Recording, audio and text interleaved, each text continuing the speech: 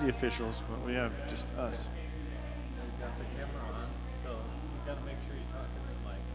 Just do this, say, we will now convene, and without objection from city officials, we will adjourn, and then give them 2 seconds, and then adjourn, and we'll just leave. I like it.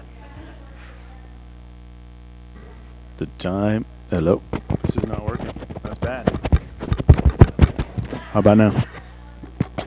Also bad. Mics. Hello. They're working. They're just not that loud.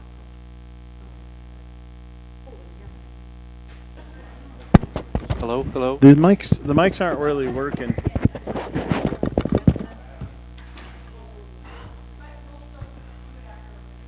Yeah, we may need to restart this thing. That button. Should we do it? Oh, okay. Got It's up to you if you want to do it. Is there a button? Here it is. It's on there at the end. Okay. Kimber. No bueno. They're not really working. Oh, there we go. Is it working now? Okay. Testing. It's just not very loud.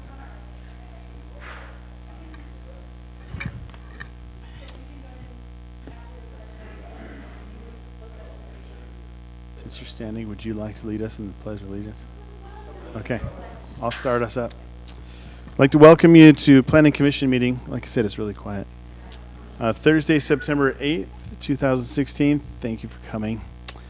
We'd like to begin with the Pledge of Allegiance. We'll turn the time over to Kimber for that. All right, if you'll please rise and repeat the pledge with me. Thank you. I pledge allegiance To the flag of the United States of America, and to the republic for which it stands, one nation, under God, indivisible, with liberty and justice for all. Okay, let's have roll call. We'll start over here with Commissioner Steele and work our way across. Sandra Steele. David Funk. Kirk Wilkins. Hayden Williamson. Troy Cunningham. And we have a quorum. Okay, this is a public meeting, and we'd like to open this time now to anybody who'd like to come forward and give comment on any of the items that are, on the things that are not on the agenda. We have some time set aside for any concerns.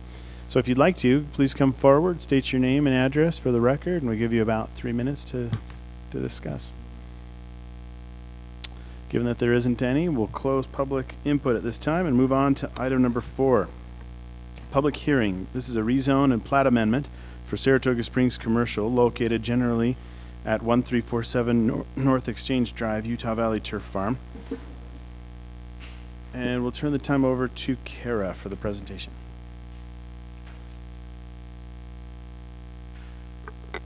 All right, thank you. So as stated previously, this is a rezone and plat amendment request. So it's located at approximately 1347 North Exchange Drive. So located here, this is Redwood Road, just for point of reference, northern part of the city, and it's located basically right just north of the new Tractor Supply. To show you the area for the plat amendment, it's outlined in blue. For just your reference, this is Exchange, and this is Crossroads, and Redwood is right on this side. So the rezone is for this small portion here. The site plan that you'll see later on the agenda is a little bit larger than what the current plat has. So that's the reason for the rezone request, is to enlarge that parcel so that they can have the amount of space that is required. So just for reference, this is our current zoning map to show you that right now that area is agricultural, and the land use map does show that as being regional commercial for future reference.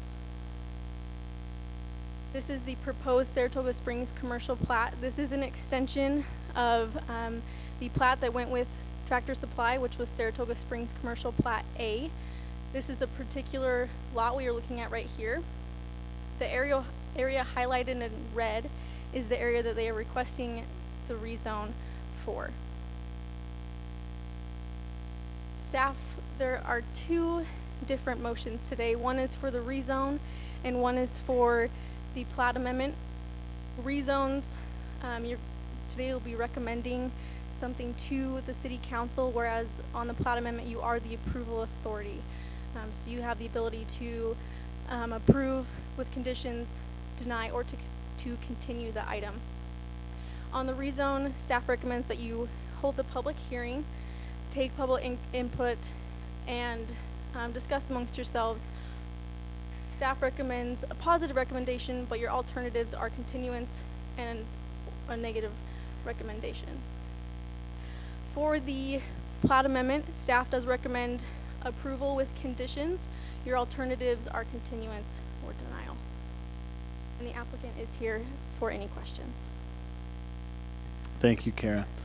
Would the applicant like to come forward and state their name and address for the record?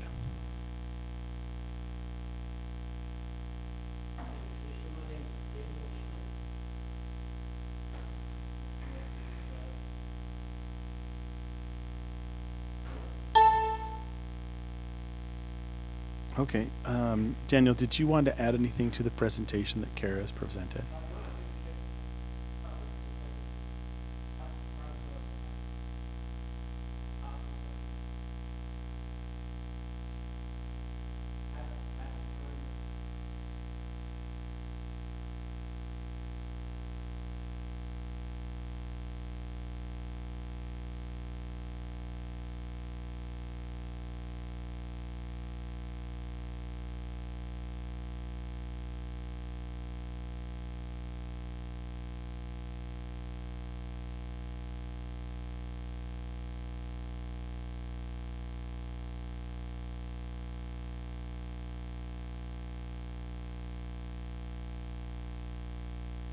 Okay, great. Thank you, Daniel.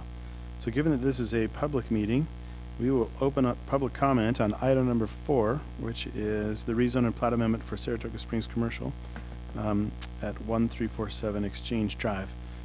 Do we have anybody that would like to come forward and state any concerns or ask any questions? None? Okay, we'll close public comment at this time for item number 4, and we'll open it up to the Planning Commission. Commission, do you have any comments or questions? Commissioner Cunningham. I don't have any comments. I was just going to, so are we just doing 4 right now, or is there another presentation for 5? Okay, perfect. I don't have, that's all I have. I have nothing. I have a Commissioner Steele? question. On the rezone and general plan amendments under G, the code criteria, it says the proposed change will conform to the land use element and other provision of the general plan. What does generally consistent mean? Why wouldn't it be consistent or complies? Generally consistent for some reason. Oh, it should just be consistent. Okay. So go ahead and, in your motion, make sure you amend that because you are adopting those findings as part of your motion.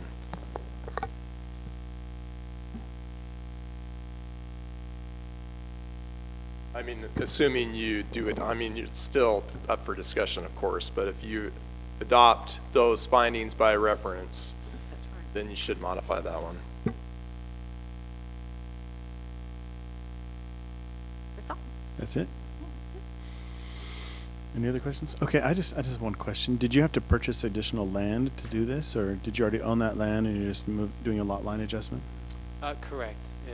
All of that surrounding land is owned by the same landowner, Okay, the Horn family. We're partners with the Horn family. okay, great. So I will entertain a motion. I guess we have 2. I guess I had a question. Oh, so You have a question? that was going to be, so there's 2 motions, one for the rezone and one for the plat amendment, right? Right. All right, I can see that. All right, I'll do a motion.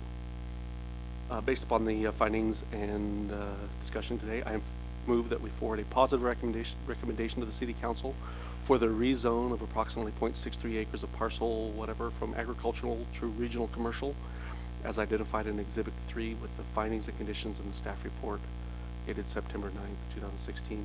And is this where I need to do the generally consistent? Okay.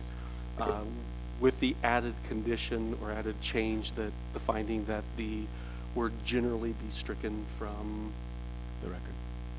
well, what was it again? G. From the general plan finding.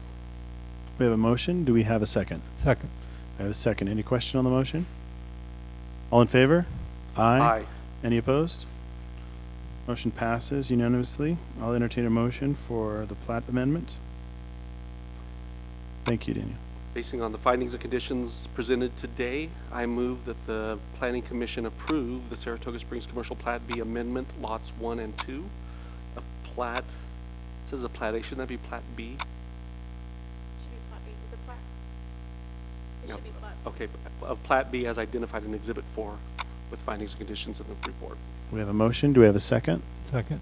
We have a second. Is there a question on the motion? Yes. Yes, Commissioner Steele. Okay, it's amending, he said commercial plat B, but it amends lot 1 and 2 of plat A. Did that get in there? Plat B. This is Plat B, and it's amending Plat A. So it's correctly written in the staff report. Oh, it is correct, okay. So we need So are we good? Do I need to restate that, or I accept that we approve? Clarification by The- Commissioner Steele. Yeah, approve the clarification made by Commissioner Steele. And the second also approved that. Okay, any other questions on the motion? All in favor? Aye. Aye. Any opposed? Motion passes unanimously. Thank you, Daniel. All right, let's move on to item number 5. This is a public hearing. These are code amendments, directional signage, clear sight, fencing and screening, and buffering and screening. And we'll turn the time over to Kimber for our presentation. All right, so these are code amendments. You've seen this happen before where we're reviewing a project and realize maybe there's a word or something that reads a little unclearly. So as we're reviewing the next item, Papa's Car Wash, a few things came to light. So the first one here, 1906, landscaping and fencing. There is currently a requirement, and it has the word, well, we'll come back to that. So fencing and screening, we're proposing not requiring fencing along open spaces for non-residential development. And the reason for that, we've talked about fencing quite a bit in the past. We require the fencing along residential development because we have had issues in the past of residential development encroaching out into the trail area, encroaching out into the open space, you know, putting gardens out there, doing all sorts of things. And so the fencing is there as a property line delineation. With commercial development, we don't really have that issue, and we're trying to be consistent. In the past, you'll notice if you look at McDonald's or you look at Taco Bell or you look at anything along Redwood Road up here in the center of the city, you don't see fencing along the trail corridors. And so to maintain consistency with what was done in the past, we're recommending actually formalizing this in the code, that it is required for residential, not required for non-residential. Clear sight triangle, this is one of those where we did a recent amendment, you'll remember, when we were doing Denny's to allow trees, and we had a lengthy discussion about it, allowing trees in the clear sight triangle. As long as the tree itself is out, the canopy can go into the triangle as long as it's maintained up to a certain height. Well, when that amendment was done, for some reason, it only affected park strips. It didn't affect anything that was an intersection that wasn't a park strip. So we're just clarifying that, saying, okay, this applies in any intersection, doesn't have to be a park strip, it's just consistent all around the board. As long as the tree is maintained up to an allowable height and only the tree goes into the clear, or the canopy goes into the clear sight triangle, they're good to go. Here on site plans, this is a case of a very small word having huge impacts. This one requires, currently, it requires a wall, fence, and vegetation. You don't really want a wall, a fence, and vegetation. It should be or vegetation. And then this last one, you're going to see some more signage amendments coming through because as we're getting more development, we're realizing there were a few areas where we had some oversights in the new sign code, which I have to say, considering it was adopted in January, that we're only now finding some issues, I'm pretty happy about that. I expected to be amending this brand new chapter more frequently, so we're happy with that, but there are a few things that are missing. So, for example, here, we don't have any provision in the code that allows for directional signage within a lot. So, for example, the little drive-through sign or entrance and exit for a car wash, which happened to bring it to light. So we're proposing some code to allow little monument signs or pedestal signs within the development up to a maximum of 3 feet. They have to be located within 10 feet of the drive aisle, so we're not regulating content. They can say whatever they want, but as long as it's in that location, it's more likely to be used for directional signage. So with that, there are 2 little changes we're recommending to what was in your packet. One is, instead of saying residential zone, saying residential development, because there are some residential developments not in a residential zone. There are also some non-residential developments in residential zones. So we want that fencing at residential developments because that's where we have all the issues. And then a comment was made, when you have a solid wall, we still want to have some landscaping to break that up. And it's addressed vaguely in other locations, so I have a reword that I'll pull up in the actual packet here. But what it says is wall and landscaping, comma, fence, comma, or landscaping. That way they can have those, but if they're just choosing a wall, they have to break it up a little bit. And so you can discuss that. With that, staff is recommending that you hold a hearing and forward a recommendation to the City Council on these, either as proposed or with changes directed by the Commission. You also have the option of continuing or denying it, and obviously of making changes. And this is a public hearing. We have not received public comment yet, and we'll turn it back over to the Commission. Thank you very much, Kimber. Given that this is staff initiated, we'll open up the time now to the public. If you have any comments or concerns or questions about item number 5, please come forward. Okay, given that there aren't any, we will close public comment at this time, and we'll open this up to the Planning Commission. Do we have any comments, questions? Commissioner Steele. Well, if take me last, because I want to see if I can pull up the sign Okay. code. Anyone else? I have a question. Commissioner Cunningham. I'm curious on when we're exempting commercial areas. I was curious about, I'm thinking about the Madsen Acres where the city's going to put in a pond. Is that going to exempt that as well, or no? No, that is still against a residential development. Well, I was thinking of kids running. Right, and for safety, the city would still fence in that location. Okay. That's all. Good catch, though. Commissioner Funk. I just have 2. One that I think I know the answer to, and I would assume that everything's grandfathered that's already Yes. existing. My second question was on 1918-10, item 2, where it says grand opening signs, and I just wondered if you could call them that or not.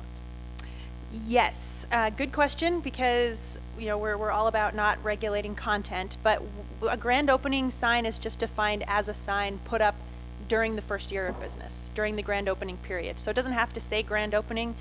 They could put up, in this case, they're actually allowed to have. Is there a reason we don't call it signs for the first year or during the first year or something like that instead of? Yeah, I mean, we could call it something else. It's just grand opening means something to a lot of businesses, so it's easier for them to find in the code. So that was the reason. All right. It looks like you're next. Yes, and again, Can't pull it up? Okay, what are you looking for? what is the definition of a directional sign? Okay, so we don't actually have a definition because we can't define it as, well, so we're proposing, let's see, hold on. We originally had proposed a definition based on content, and that was what was in the code before, that it had to say, used for the purposes of direction. But now, because you have to read that to see if it's a directional sign, we haven't had it defined as that. So let me look in the sign code here. I don't think we actually have a definition. So we're just creating that category and then putting standards for where those signs can be located. Let's see. In the sign code, give me 1 second. As soon as you're done, Kimber, if Go ahead. Mr. Chairman, if I can make a comment, Yes. maybe I don't know if we want to let's wait till Kimber's done. Okay. Okay, So- We don't have a definition currently in the current code. That's what you were looking for, right? right. Because I had not I was concerned with, you know, that it was pedestal and I don't have a problem as such, but I didn't see anywhere where it said monument, and you just said monument. Yes, because, so here is the proposed definition up on the screen. The proposed definition for interior directional signage means signage that is placed entirely within the boundaries of a development lot or site and situated adjacent to an internal intersection, drive-through, or other similar feature that warrants vehicular or pedestrian directional clarification. So that defines where it has to go and what the intent is, but it doesn't say what it has to say. So then where we get to internal directional signs, what you see everywhere is the type. Small pedestal and monument signs are the only freestanding, and then it goes on to clarify the height of 3 feet and the area of 3 square feet. So you're looking at a pretty small little sign. Okay, I read it and missed it. That's okay. That's it. So I do have a comment. I was looking at this because about this issue with the wall fencing and landscaping. I was wondering, because the language is kind of interesting. It says a combination of a wall fencing and landscaping.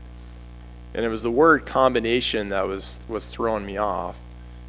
Because if it's a combination, all three, it just doesn't fit. It would say it's either 3 or, you know, combination isn't typically all 3. And then I started looking at the other sections of the code. And the reason why is because in each section of the code, or in each section for the zones, it specifies what the requirements are for wall fencing and landscape or landscaping. And they actually differ in each section. Like the school bus lot zone says it has to be a wall and landscaping. And the other sections usually say fence or landscaping. So I almost want to say this was done intentionally here, because, you know, so as not to conflict with each of those sections. So we may just want to just reference each of those sections, because it does address that buffering and screening in each of those sections.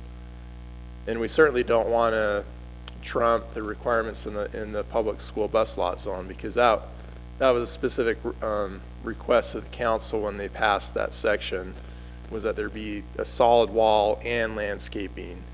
And so anyway, just a thought on that, because the way it's worded right now will conflict with the other sections and other zones. So just 2 quick comments on that. One is that this applies to commercial lots, and we don't necessarily treat schools as commercial.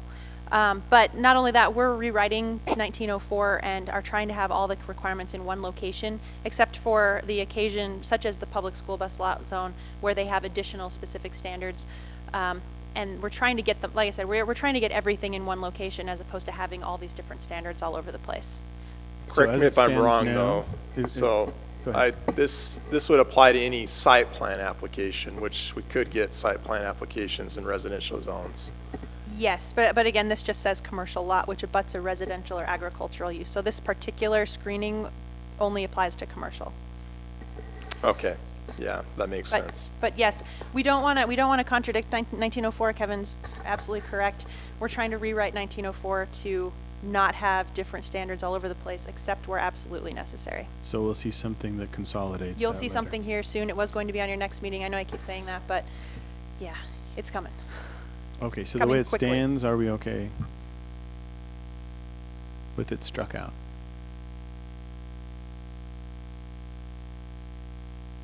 Instead of, I don't know, maybe if instead of saying commercial lot, we say commercial use.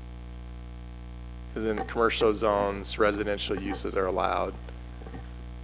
Are they not? Yeah, that'd probably be better. Okay. Landscape, when you say or landscaping of an acceptable design,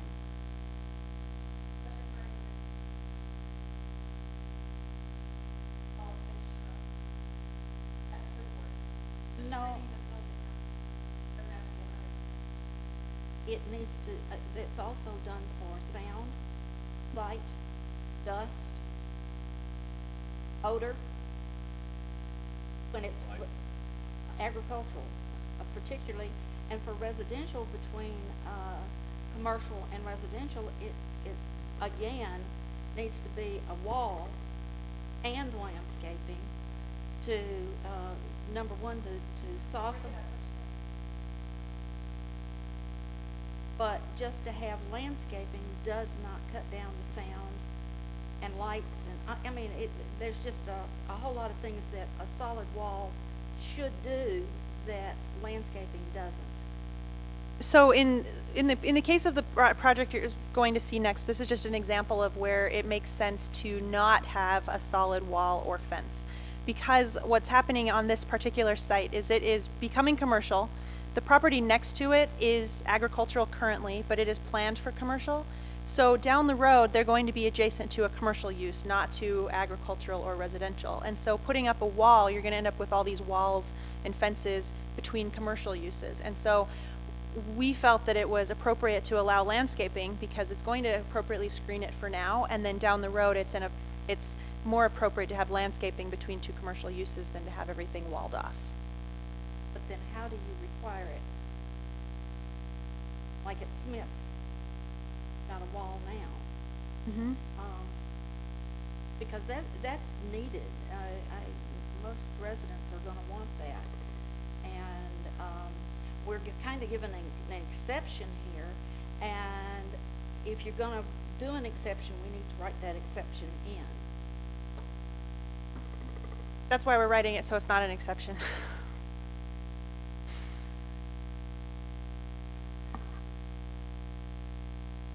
What do you suggest? Well, is anybody else in agreement with that? Well, I understand the idea that if we start putting walls for small uses, depending on size, then we're going to have a bunch of walls. And to tell you honestly, there's some cities where you don't have connectivity between the two stores, and it's annoying. But where you have the plants, you have the flexibility to change. Now, if you had a huge store like your Smith's, it's larger. Yeah, it probably needs to be self-contained. And if you had larger ones like that, the fences or these walls aren't going to make so much of a difference. Particularly near, when you're adjacent to a residential, because you're not going to have any connectivity. Do we address being adjacent to residents? Yes. Okay, so 1906. Let me find it. It's 09. It does say depending 7. on specific adjacent uses, so that maybe has Yes. a reference.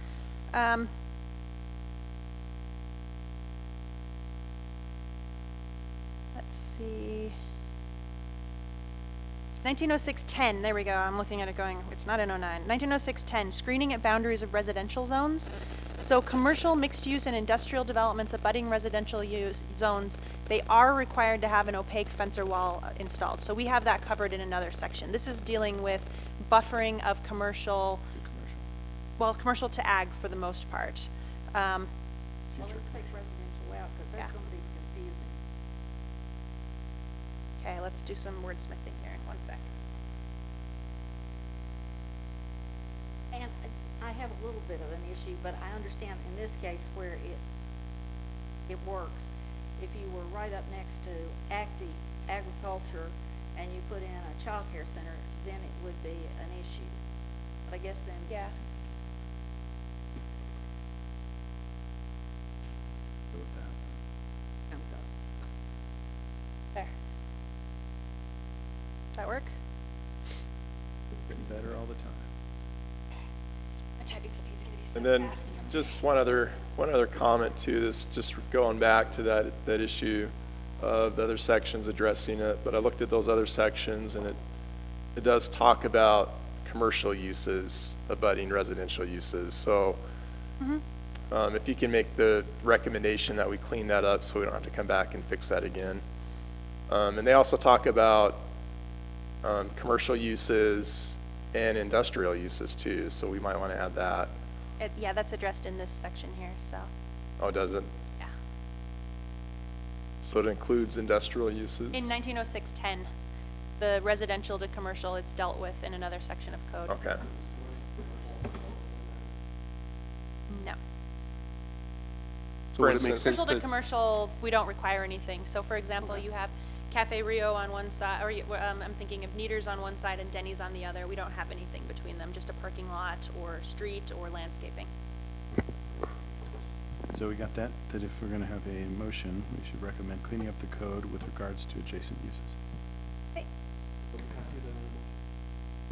Well, that would be in 1904, and 1904 looks like will work it's only addressed in business park zone and public school bus lot zone, so. But do we need to This- have that as part of the motion? I mean, I think the request has been made and Yeah. noted, right? Yeah, we know what you're looking for. Well, but do I need to add that? Can they, Yeah. can we make Probably that a better change now? way to Yeah, just do it communicate now. it. Have it be part of your recommendation, well, yeah, when you make the motion, whatever. Just add a recommendation. Have it be as one of your conditions, one of your recommendations to the council. Because you have the ability to add, the amendments shall be edited as directed by the commission, and so you can just direct us to amend those zones that have screening and conflict. Is that what you're saying, Kevin? Okay. I'm gonna get it wrong. Hayden, you got this. You place your face on faith and I'm good at placing my face. I'll actually say it for you. Well, yeah, I can't read. You can't read my I writing. can. Okay. Okay. All right. Have we discussed this sufficiently? Any other Thanks for all the questions, good work. thoughts? Okay. I'll entertain a motion for item number 6. Should have been ready.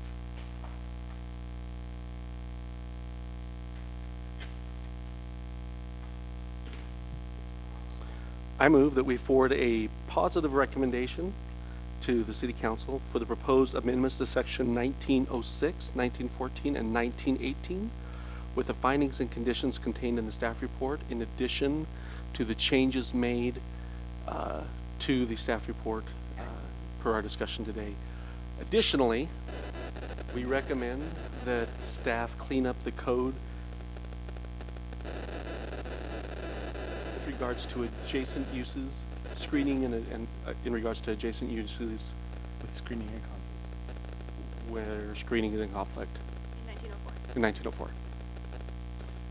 We have a motion. Do we have a second? Second. We have a second. Do we have a question on the motion? All in favor? Aye. Any opposed? Motion passes You unanimously. guys are getting good at that. Okay. I became designated. Somehow. Like to, need to make a motion that other people present motions. give us a chance. Sandra kicks up the weight, and she does her I tried to. No. Hayden, it's like a nunchuck skill or a ninja skill. You just, when you got it, you got it. Okay, let's move on. Let's go to item number 6. This is a public hearing. Site plan and conditional use permit for Papa's Express Tunnel Car Wash, located approximately 1347 North Exchange Drive. We'll invite Mark Phillip, if he's here, to come forward, and we'll turn the time over to Kara Knighton for the presentation.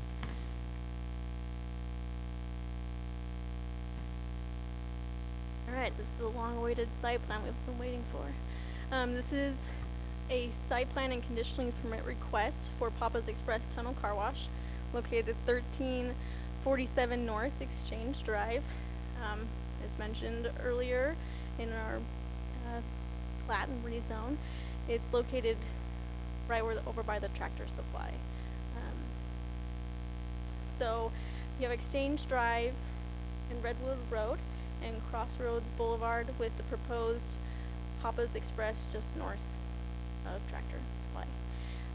So architectural design standards, the elevations and the site plan were reviewed by the Development Review Committee on July 15th, 2016. They had several comments, including that the Olympic blue color, which you see kind of down here, be added onto the materials board. They originally did not have that when the DRC reviewed it, and that cross connection with the lot to the east and the potential one to the west be added. The resubmittal was received on August 11th, addressing the requirements of the DRC, including the blue material. Yeah, we can pass around. So this is the proposed site plan. So I marked the entrances and the exit just for clarification's sake. Crossroads Boulevard's to the north, so north is up. Redwood Road would be on this, way over to the side with Exchange, about right here. This is a private road connecting into Exchange, so vehicles would enter through the primary entrance, pay, drive through the car wash, and there are vacuums lined on both sides of this first drive with vacuums on this side as well, and parking down in this area. The proposal is for a full service car wash, approximately 12,000 square feet of landscaping with 29 parking / vacuum stalls. This is the proposed landscaping. As you can see there, what they've done right here is they've bermed up this area and added some vegetation to block light intrusion onto Crossroads as they're queuing to enter the tunnel. An additional planter bed is required on the southern portion to break up that southern facade. Right over in this area right here, this area has been bermed, and they have placed landscaping to meet the requirement of that code that we just discussed. And another tree will be required in the double row parking island next to the dumpster. These are their proposed elevations. This is the northern elevation, so as you're driving on Crossroads, this is what you'll see. This is the view from the south, so the private drive, or from Tractor Supply. The planters that are proposed, there's one here, one over here, and one more will need to be placed in the middle just to break up that facade. Your west and your east elevations. This is their proposed monument sign. There is one added condition that was not in your staff report, I'll show you in just a minute, is that the base be extended all the way to the end of the sign right here. These are the proposed directional signages. So these will be further addressed during permanent sign permit, and they will be required to meet whatever is written in 1918. Staff recommends that the commission hold a public hearing and vote to forward a positive recommendation to the city council. These are your findings here, and your conditions including the signage shall comply with 1918, and the added one, the monument sign base shall run the full horizontal length of the sign. The applicant is here if you have any questions or comments, and your alternatives are continuance or a negative recommendation. Thank you, Kara. Do we have the applicant here today? And if you'd like to come forward and tell your name and address for the record. Yes, my name's Mark Phillip, 465 North Sunrise Drive in Alpine, Utah is my residence. Hi, Mark. Did you want to add anything to the presentation that Kara? No, as you can tell, Kara and Kimber and Gordon, I've worked very closely with them. They've been great to work with, excellent team here, and I think Kara did an excellent job summarizing. The only thing I would qualify is when we say a full service car wash, technically what we're doing is express exterior car wash. So how that differs a little bit is the fact we will not have detailing at this site. So it will be basically an express method that will have 3 pay stations, and people will come in and wash their car. They have an option to vacuum, which are free vacuums are available, or exit the property, and the whole process is very quick and clean and provides a great service. I'm sure you've seen some of the exterior car washes around the valley and also up in Salt Lake. So we're trying to bring what we consider a Class A type facility to Saratoga and Eagle Mountain area out here, and are looking forward to getting this project going. Okay, thank you very much. Given that this is a public hearing, I'd like to open up the time now to the public to bring forth any questions or comments, concerns, praise. I might indicate we've got great support here. Our friends from WPI, Luke Mendenhall and his team are here. Gary Peterson from Premier Car Wash, which is the equipment provider. Dave Badham, who's the general contractor, is here. as well as Leanne Miller from Benchmark Engineering, our civil engineer. So they're all here supporting this project tonight and available to answer any questions you may have more specific than my qualifications allow. Thank you. So did anybody want to come forward? This is our open time for the public to come forward and give any thoughts on this item. Excuse me, if you wouldn't mind coming forward though and stating your name for the record. It was Derek Christensen? Yeah, Derek. Thank you. One of the comments was to add windows on the south side. Is that lawn? Is that a non-issue for that west? Yeah, I believe it is. So we've incorporated landscaping. Along that south side, we actually have an equipment room. So if we were to view, we'd view into the equipment, which is probably not very feasible and attractive from that standpoint. So we've done some areas regarding the building to make it look attractive, and then we'll have our vacuums that'll be along that wall too, which will provide some breakup, so it won't be like a big flat wall, you'll notice. So does that help, Derek? Yeah, just for clarification, that was a recommendation, not a requirement. All right. Any other comments from the public at this time? Okay, we'll close the public hearing. We can open this up to the Planning Commission. Do you have any comments? I have a comment. Okay. On page 29, towards the bottom third of the page, let me know when you have that up, Kara. So it's under additional requirements, complies. Lawn is proposed in the park strips as well as street trees placed 50 on center along Redwood Road. Thanks, Gordon. Now, there are ways from Redwood Road, aren't they? Oh, sorry, not Redwood Road. I meant Crossroads. Okay. My apologies. I thought I was reading Yeah. the wrong thing. It's SR 73, right? Crossroads. Right. I don't, other than that, I think it looks great. I like the site plan, and I'm excited to have this coming to Saratoga Springs. That's all I have.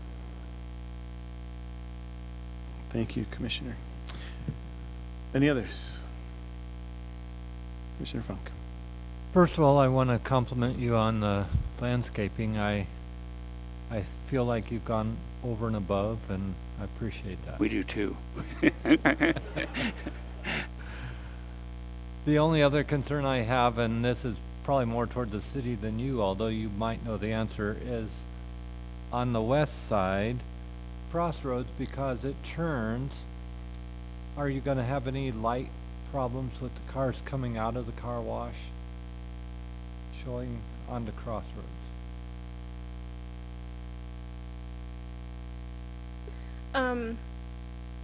You go to the landscaping just really quick.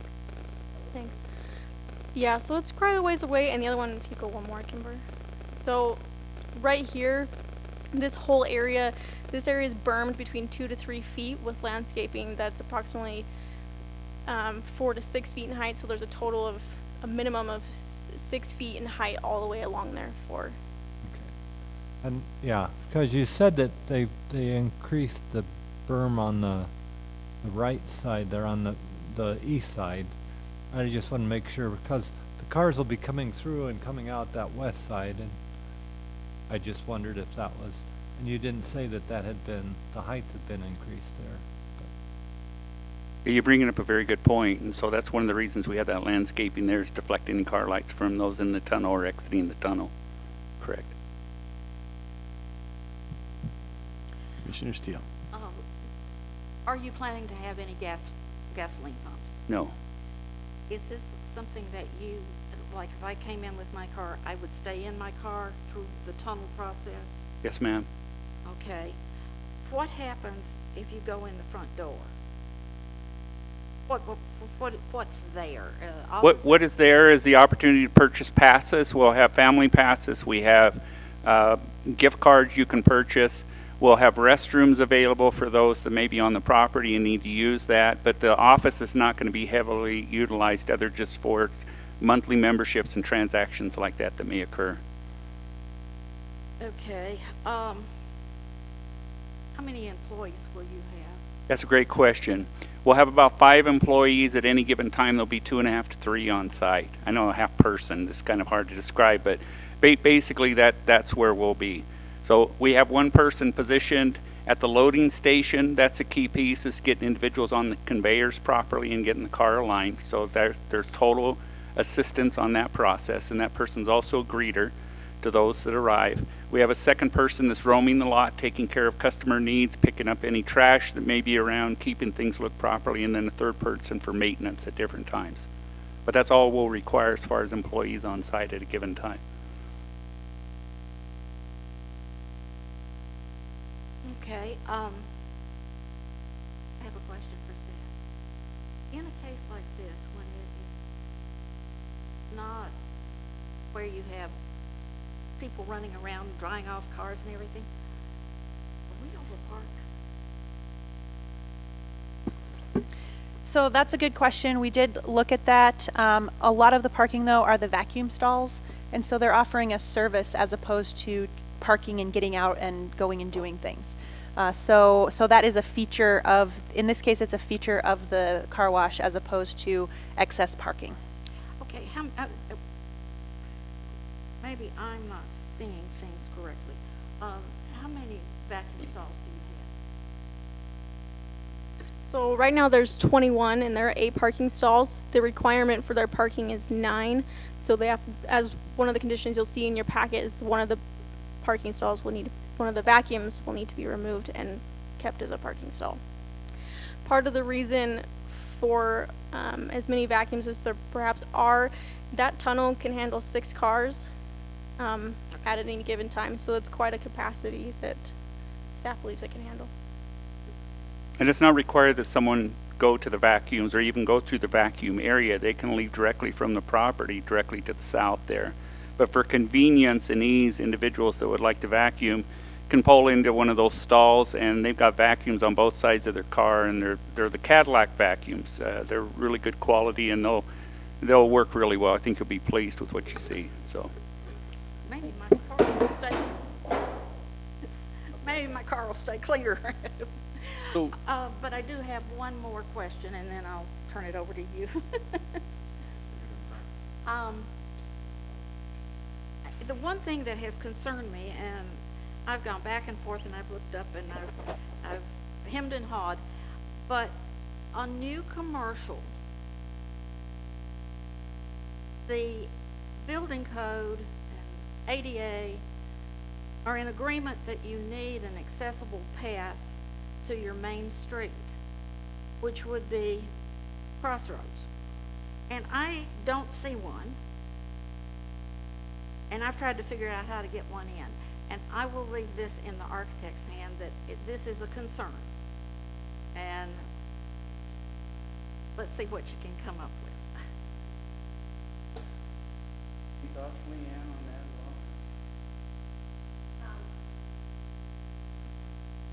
well? If you could come, welcome. If you'd like to come to the podium, or you can sit down if you like, and just tell us your name and address. I'm Leanne Miller with Benchmark. I'm out of Sandy. We could possibly, there is a sidewalk that is in the stalls across the way. It's possible that we could do an access aisle from where the ADA's, well, the ADA, are you trying to get it from the building to the street? Because we have an accessible aisle to two vacuum stalls there. And we could get an access aisle that would basically, come down there. It would affect some landscaping if we were to do that. But that's isn't that a private street?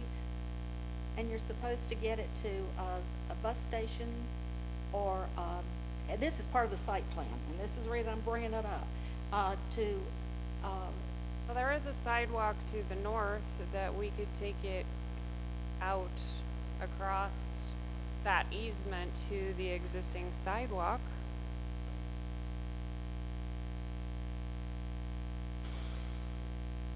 Yeah, it would require ramping. We'll not say that you just need to public way. Or any And- public, or public way, a public way, and Well, a public way, yeah. Yeah. uh, Not that that's the quickest way to get out, I mean, No, it's cheaper and more effective to hit the other one. they just say that you shouldn't go through, the disabled should not have to go a more circuitous route than the able-bodied. And since I don't have a plan that shows me what's next to it or how you could get out, The- I'm leaving it in your hands. You don't have to solve it tonight. Mm-hmm. okay, Just, yeah, I guess I'm bringing it up as a, gee whiz, let's think about it. okay. You could, obviously can make that part of your motion, and they can look at that and come with a revised plan at the council meeting. Okay. I think that's it. Okay, so I have that, I have two things. The correction within the write-up from Redwood Road to Crossroads. And I have the add the ingress egress to comply with ADA.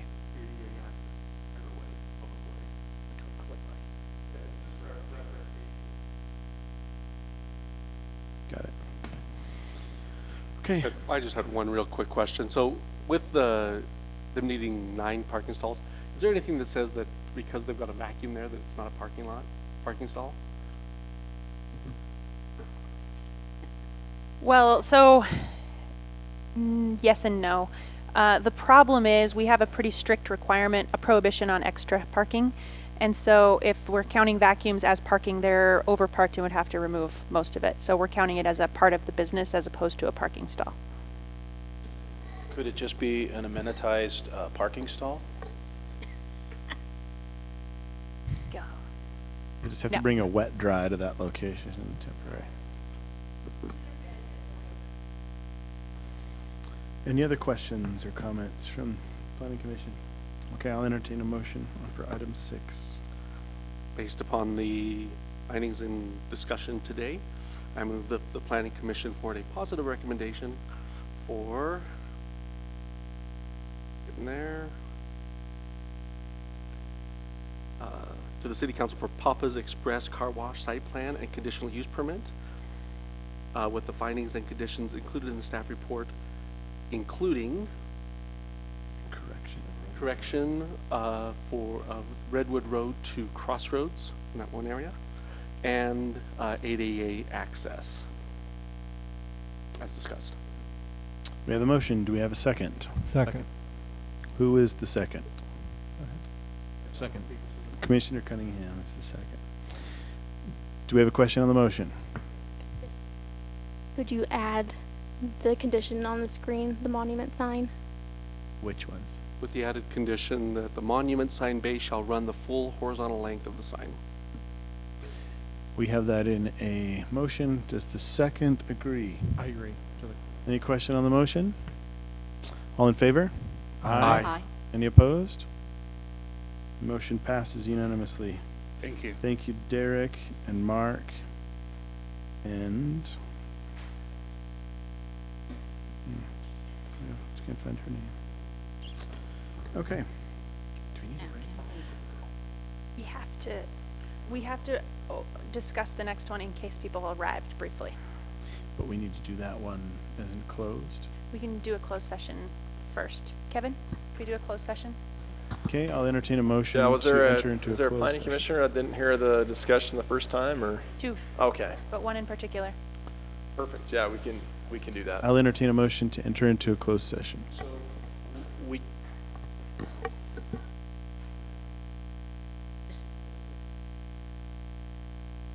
No, so the rest, the planning commission has to participate in the closed session. Yeah. I'm just entertaining a motion for it. Oh, Just, so could move just that we, discuss, I could discuss it with you on the side too, After.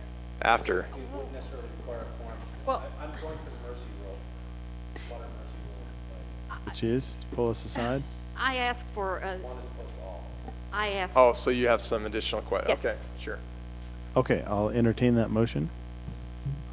I move that the planning commission adjourn to a closed session. Second. We have a motion and a second. Any questions to the motion? No. All in Did favor? we get a second? Aye. Okay, wait, hold on. Who was Hold the on 1 second? second. I second. You do have to state the purpose for the closed session. Okay. So you can just say, Purpose of discussing the master development agreement and rezone from the agricultural, no? just say for the purposes listed on the agenda. For the purposes listed on the agenda. Yeah. Second. Any question on the motion? All in favor? Aye. Aye. Motion passes unanimously. We'll enter into a closed session. Bye-bye, Stan. We just do it here?